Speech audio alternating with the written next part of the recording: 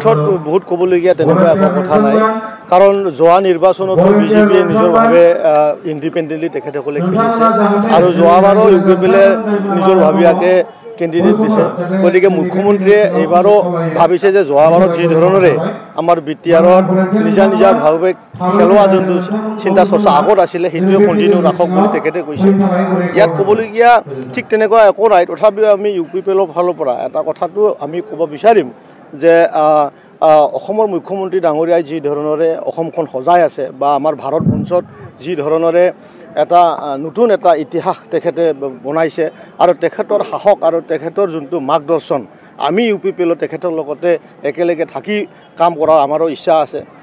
আমি ভাবোঁ অনাগত সময়ত এই বিষয় লৈ পেলাই আমাৰ ইউ পি পি এল দলৰ লগতো তেখেতৰ লগত এটা বৈঠক হ'ব আৰু তেনেধৰণৰে আমি আহি থকা সময়টো একেলগে বিজেপি আৰু ইউ পি পি এলে মিলি পেলাই আমাৰ এই বিটিআৰ অঞ্চলত ৰাইজক সেৱা কৰাৰ যোনটো চিন্তাধাৰা সেইটো কণ্টিনিউ কৰা আমাৰ প্ৰচেছ আছে যেহেতু মুখ্যমন্ত্ৰীয়ে কৈছে আৰু মিত্ৰতা ভংগ হ'ব গতিকে মিত্ৰতা ভংগ হ'লে প্ৰভাৱ কেনেকুৱা তেখেতে মিত্ৰতা ভংগ হ'ব বুলি কোৱা নাই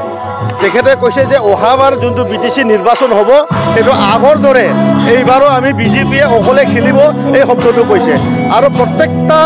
দলৰে সেই যোনটো নিজৰ যোনটো দল ইয়াক মানে এটা এক্সাৰচাইজ কৰাৰ যোনটো চিন্তা চৰ্চা সেইটো সকলোৰে থাকে আমিও ইউ পি পি এল হিচাপে যদিও আমি কৈছোঁ আমাৰো এনেকুৱা এটা চিন্তা থাকিবই যে আমাৰ যোনটো ইউ পি পি এল দল সমগ্ৰ বিটিআৰ সমগ্ৰ অসমতে আমিও ইউ পি পি এল